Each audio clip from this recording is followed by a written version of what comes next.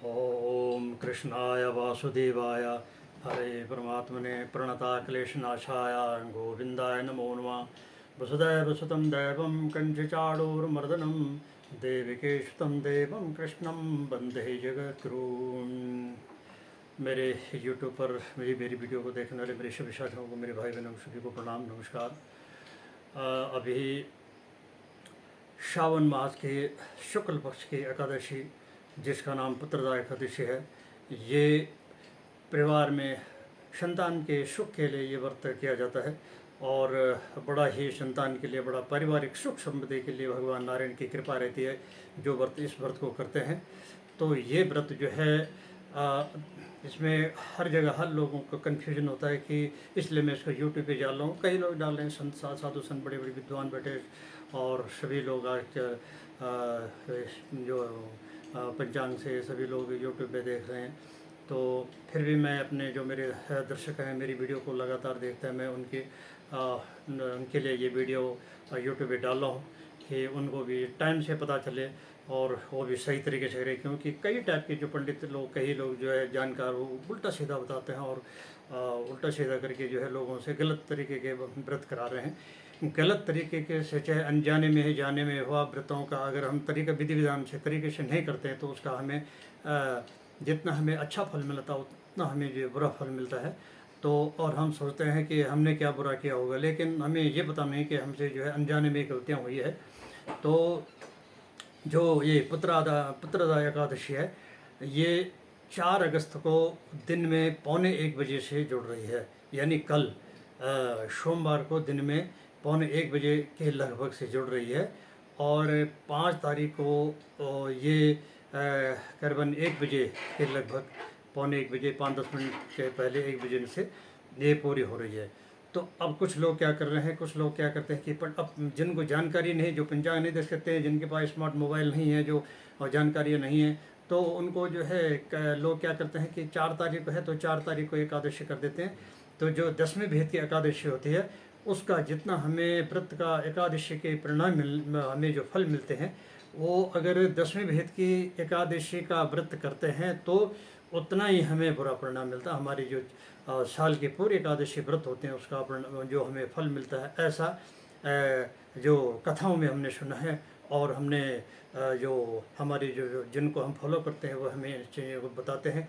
और हम भी जो है पुराणों की कथाएँ, जो किताबें हैं, ग्रंथ हैं, तो पुराणों को पढ़ते हैं, उसमें ऐसा वर्णन लिखा हुआ है कि अगर हम 10वें भेद के वक्त एकादशी के व्रत करते हैं तो उसका हमें जितना अच्छा परिणाम मिलता है उसका हमें बुरा परिणाम मिलता है। तो जो उदय काल की तिथि होती है, उदय काल की तिथि से जो व्रत करना चाहिए, और उदय काल की तिथि से जो व्रत है वो 5 तारीख को है। तो 5 तारीख को व्रत रखें। 4 तारीख को दिन को चावल न खाएं, दिन को रोटी खाएं, शाम को रोटी खाएं, और फिर अगले दिन व्रत है। और व्रत जितने भी एकादशी व्रत हैं सब में भगवान विष्णु की पूजा होती है, तुलसी माता की पूजा होती है। तो जिस तरीके से भी कोई करता है, अब हम ये कहें कि भाई ऐसा करो वैसा करो, मेरा अपना जानकारी, अगले की अपनी जानकारी, उसके विषय में मैं नहीं जाऊँगा। कुछ लोग बहुत हमसे भी हमसे लाखों करोड़ों लोग जो है अच्छी जानकारी अच्छी तरीके से करते हैं। हर आदमी का अपना तरीका, और परमात्मा के लिए, भगवान के लिए व्रत तीर्थ पूजा पाठ ये जितनी श्रद्धा से कर दिया। पैसे का इसमें कोई मतलब नहीं है कि कोई लाखों रुपए खर्चा कर रहा है, कि गाय को कहीं दान कर रहा है, कि कुछ मन में श्रद्धा नहीं है तो कुछ नहीं है बिना श्रद्धा के। तो श्रद्धा रखिए और आप एक भगवान को एक फूल भी प्रेम से अर्पण करते हैं, हे प्रभु बस मेरे से ये जो, और हम क्या करते हैं, हम कुछ नहीं करते हैं, हम जो भी करते हैं ये परमात्मा की कृपा से ही होता है। और बिन सत्संग विवेक न होई, राम कृपा बिन सुलभ न सोई। प्रभु की कृपा, भगवान राम, भगवान कृष्ण, भगवान आदि नारायण की कृपा से हम जो कुछ पुण्य करते हैं उसका हमें फल, और सब जो है परमात्मा की कृपा से है, फल भी मिलते हैं। और हम जो काम करते हैं, जो भी हम व्रत पूजा करते हैं, वो सब परमात्मा की कृपा से। तो हम श्रद्धा से एक फूल भी अर्पण करते हैं, एक धूपबत्ती लगाते हैं। और अब कई लोग ऐसे होंगे कि जिनको आरती भी पूरी याद नहीं होती, 2-4 श्लोक भी नहीं जानते, पर जो अच्छी आरती जानने वाला है, अच्छी ज्ञान करने वाला है, उसको भी अब आरती कर रहा, बड़बड़ बड़बड़ यहाँ हो रहा है, काम चल रहा, ध्यान कहीं जा रखा है, और अमूमन गृहस्थी में यही होता है। मैं भी वही करता हूँ, अगला भी वही कर रहा है, लेकिन श्रद्धा और इच्छाएं तो जारी रखनी चाहिए। बाकी परमात्मा जितना कराएगा उतना तो होगा, उतने जितना उसकी आज्ञा होगी। और ये पुण्य काम करना, तीर्थ व्रत करना, ज्ञान ध्यान करना, भगवान का नाम सुबह साथ जाप करना, ये सब परमात्मा की कृपा से है। और हमारे प्रारब्ध का, हमारे पितरों का, हमारे माता पिता, हमारी पीढ़ी का, हमारे गुरु कैसे गुरु हैं, और हमारे माता पिता के क्या का संस्कार, उन्होंने हमें क्या संस्कार दिए, ये चीज़ें हमें जो है ये व्रत पूजा पाठ में हमें इन चीज़ों का जो है बहुत बड़ा असर होता है।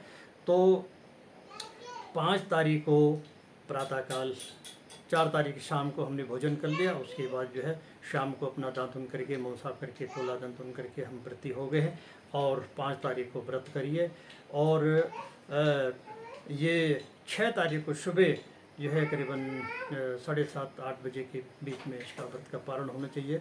और अमूमन अब कई लोग तो क्या है कि सुबह बच्चों का देखभाल करना, बच्चों का परिवार स्कूल भेजने से कई चीज़ें देर सवेर हो जाता है। लेकिन श्रद्धा ये होनी चाहिए। अब कुछ चीज़ें ये है, एक आदमी बहुत बड़ा ज्ञान ध्यान करता है, कुछ धूपबत्ती जला रहा है, घी का दीपक दे रहा और घंटों भरा कई टाइप के फल चढ़ा रहा, कई टाइप के मेवे चढ़ा रहा, कहीं जो है लोगों को भोजन करा रहा। लेकिन एक आदमी सिर्फ मन से संकल्प कर रहा है, मन से स्मरण हो रहा। तो हमने ये सुना है, मैं भी ये जानता हूँ कि इससे सबसे ज़्यादा बेहतर जो है ये फल है कि मैं करने से। अभी कहने का एक कथा में भी है, और हमने सुना है, ये प्रॉपर है ये कथा में, कि एक जगह एक मंदिर में एक पंडित जी था। सुबह शाम भगवान की आरती करता, सुबह शाम जो है धोती कुर्ता में और तिलक लगा रखा है, चुपला रखा हुआ है, सारे गले में लाल गमछा भगवान वस्त्र भगवान की नाम का सुबह शाम जो है। लोग सोचें कि पता नहीं इसके तो भगवान जी सुबह शाम इसके साथ ही रहते होंगे, इससे बातचीत करते होंगे। लेकिन सामने एक वैश्यशाला था, वो पंडित जब भी बाहर रहता उसके वैश्यशाला की उसका ध्यान जाता, ध्यान उसका बाहर रहता था। पूजा पाठ कर रहा, बड़बड़ा रहा, अब तो कंठ जीवा ने तो रट रखा है और वो बड़बड़ा रहा, बिल्कुल शांत चल रहा हो, उसका मंत्र जाप चल रहा जो हो रहा है, लेकिन मन उसका जो है वैश्यशाला की तरफ है। और वैश्यशाला में एक महिला थी जो कि जब मंदिर में घंटा बजता था, ये है मन की, और ये मन का संकल्प होना चाहिए। तो वो जब मंदिर में घंटा बजता था, पंडित जी आरती करता था, तो उसका ध्यान आ रहा था कि परमात्मा तेरी जय हो, मेरे को तूने ऐसे कर्म दिए, ऐसे दे, मैं तो वही कर रहा हूँ। लेकिन वो पंडित जी कितना भाग्यशाली है जो भगवान की आरती कर रहा, और उसका ध्यान जो मंदिर में रहता था। तो जब पंडित जी भी मरे और वो महिला भी मरी, तो भगवान ने बोला कि इस महिला को उसको स्वर्ग दे दिया और पंडित जी को जो है नरक दे दिया। तो पंडित जी बोला कि महाराज मैंने तो सारे इसमें आपकी सेवा करी है आपके, और इस महिला को ये वैश्यशाला में है। तो भगवान ने कहा कि इस महिला का जब भी ये शरीर इसका वहाँ था, लेकिन मन इसका मेरे मंदिर में था, मन इसका जो है मेरे धर्म के प्रति, भगवान की मेरे प्रति इसकी आस्था थी, और इसके जो इसने जो भी काम किए है वो कर्म के हिसाब से है, लेकिन और मन किसका जो सदैव पारिवारिक स्थिति के जो भी इसने किया, लेकिन मन इसका पवित्र है, और ये हमेशा जो चिंतन मेरे नाम के करती थी, और इसका जो पाप था भी वो सब कट गया। लेकिन पंडित जी तुमने सारा कुछ किया, लेकिन तुम्हारा मन मेरे पे नहीं था, तुम्हारा वैश्यशाला की और तुम्हारा मन था, और इस वजह से तुम्हारा भी ये क्षणिक है, तुमने मेरी पूजा की है, आराधना की, लेकिन तुमको एक बार नरक में जो है दर्शन करने पड़ेंगे।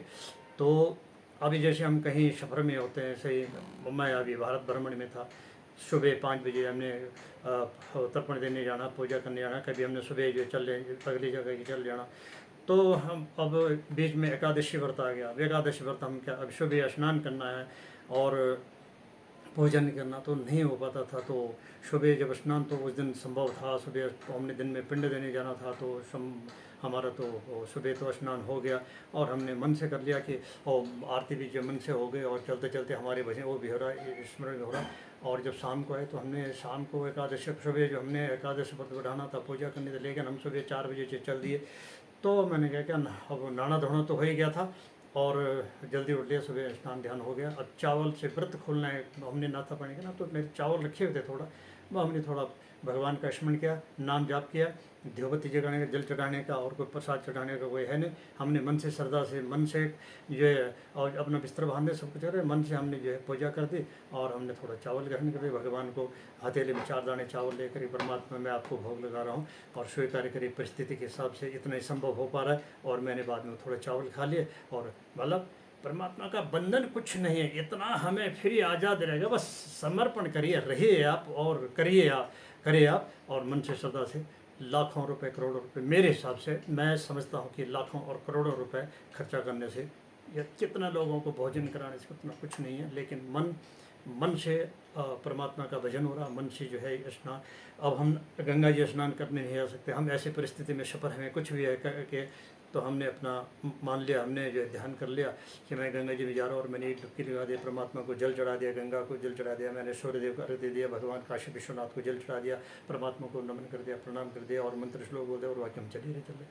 तो वो उसमें भी हम फलीभूत मैं समझता हूँ कि ऐसा मेरा विचार है कि क्योंकि मन में परमात्मा है, बस परमात्मा मन में तो है, बाकी से अब हमने घर में देवी देवता रखे हुए हैं, लड्डू गोपाल रखा हुआ है, शालिग्राम रखा हुआ है, तो हम कितना वो करते हैं, कितना कर सकें। वो तो सृष्टि के पालनहार, वो तो खुद के हम किस लिए चला रहे हैं, प्रभु हमें देना, ये हम आपको दे रहे हैं, उसका 10 गुना, हम 1000 गुना हम वापस चाह रहे हैं, तो उसको हम क्या पालेंगे जो तो सर्व सृष्टि के पाले। भगवान कृष्ण ने जब माने उसको मिट्टी देखे खाते हुए, नहीं खोला मुंह, नहीं खोला, और जब उसने मुंह खोला तो पूरे ब्रह्मांड को अंदर देखा। अद्भुत लीला, अद्भुत की मतलब कृपा है, अद्भुत लीलाएं हैं। हम क्या समझेंगे, हम कितना भी ग्रंथ पढ़ ले, कुछ करें, कितने कथा सुन ले, हम कथा सुन के आते हैं, कथा बोलने वाले भी क्या क्या सुना रहा। आजकल कथाओं में भी यह है कि बस कथा सिर्फ नाम के रह गए और वहाँ डिस्को लगता है, डांस लगता है, भजन भी इस तरीके के होते हैं कि मैं उन भजनों का भी मैं विरोधी हूँ। भजन और आरतियाँ इस टाइप के कि हम जब पैदा होंगे और हम जब तक 100 साल में रहेंगे, जितने जो भी, तो आरती और भजन कभी जो उससे मन भरता नहीं है, हमेशा वो प्यारे लगते हैं, आरती हमेशा प्यारी लगती है।